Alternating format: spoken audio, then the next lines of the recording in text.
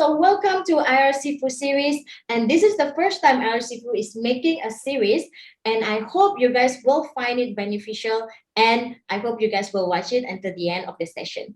So today we have Miss Kamini with us. Miss Kamini is a advocate and also and solicitor from Kamini and Co. And we will be talking about a very interesting topic, which is about dismissal and where to lodge a complaint after dismissal. So, hi, Miss Kamini. Hello, hi everyone. Hello, okay. Thank you for being with us, Miss Kamini. So maybe you can, introduce yourself, talk about a little bit about yourself and what are which area of law that you are currently focusing on. Hi everyone. Just as mentioned by Ms. Marina, I'm Kamini, advocate and solicitor who is currently managing a law firm in the name of Mrs. Kamini and Co. in Subang Jaya. We predominantly deal with employment matters and as well as some other civil matters too. All right, thank you so much, Miss Kamini, for being here. Okay, so now, as we all know, during the pandemic, there's a lot of people lost their job, and some of them they lost their job in a good way, but unfortunately, some of them they lost it in a pretty bad way. But most of them doesn't know where to complain. So, what are your thoughts about this, Miss Kamini? Yes, I have to say that actually it's not most, quite a lot of people, they don't even know where to seek help whenever they face this sort of problem, especially dismissal. They don't even know which department they should be going and lodging a complaint.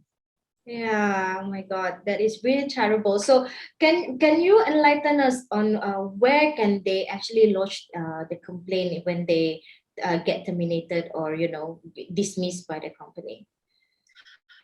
Okay, they should be actually complaining the industrial relation department nearest to the company they used to work. In Malay, we call it as Jabatan Perhubungan Perusahaan. I see. Okay, okay. So, what are the type of dismissal that can lead to this kind of complaint?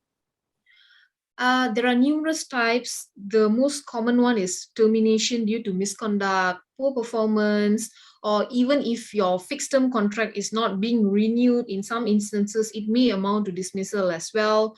Retrenchment, you're being retired, or even we call something like constructive dismissal, where there is a breach of your contract of employment and you can claim it's your employer has constructively dismissed you. Those are the common grounds where you can actually lodge a complaint in the industrial relations department. I see. I see. Can you elaborate more on this dismissal? I understand. I mean, there are a lot of type of dismissal. Maybe our audience are out there not really well versed on this. Maybe you can elaborate more on it.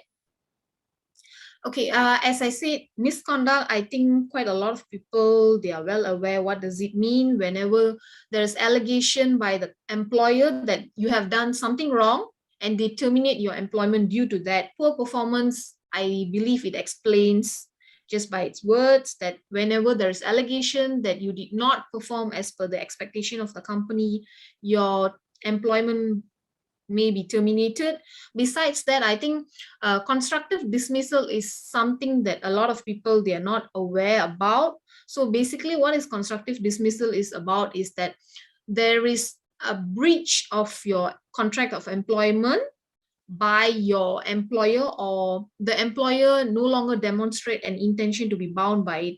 In simple terms, for example, let's say your employer fail to pay your salary for 1 month or even 2 months, you can claim constructive dismissal by writing a letter to your employer informing there is breach of your contract and inform them that they have to rectify within a certain period. If they still fail to comply with that, then you can actually deem yourself being dismissed by the employer.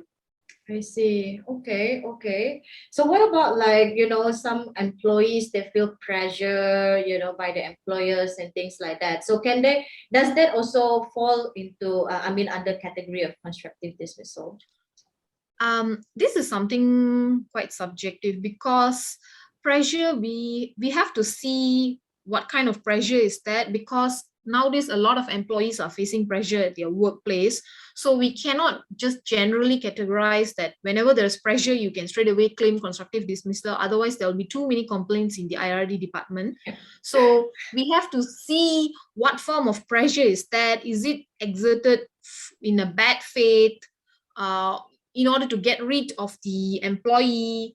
If yes, then you may claim constructive dismissal, but otherwise it's a bit difficult for you to claim constructive dismissal. It really depends on the context though. I see. Okay. So what about like those employee that actually, I mean, maybe the misconduct has been done like months ago, only now the company actually address it and things like that. And so does that also fall under constructive dismissal? Yes. I would say it may amount to constructive dismissal, because if the employer would want to penalize you, they should have done at that point of time. It's not that after they have condoned your alleged misconduct and now they want to actually penalize you. So if they are going to actually pinpoint after some time, then it's kind of clear there is element of bad faith on the part of the employer, in which instance you may claim constructive dismissal. I see. Okay. So constructive dismissal is a really broad topic. So if you want to talk into it in the a bit more detail, I think we have to make another another content on it. Yeah, Yeah. So I have to okay. agree with you on that. So okay. Um. So after they lodged this complaint in the JPP Jabatan Perusahaan, Perhubungan Perusahaan, right? Sorry. Right. And what are the time frame like, and what will happen after that? What are the procedure? Okay, yes. The time frame is basically 60 days after the dismissal. So if your last day in the company is a particular day, yes, you have to lodge the complaint within the 60 days from the date of dismissal. Otherwise, your claim will not be entertained by the IRD department, and they are really strict about that. The procedure involved is, once you have lodged your complaint, the IRD department will assist you on what are the documents to be submitted to them. Thereafter, they will go for reconciliation procedure, where both parties, i.e. the employer and employee, will negotiate to reach a settlement. If it still fails, then yes, it will proceed to the next stage. I That is see. reference to the court.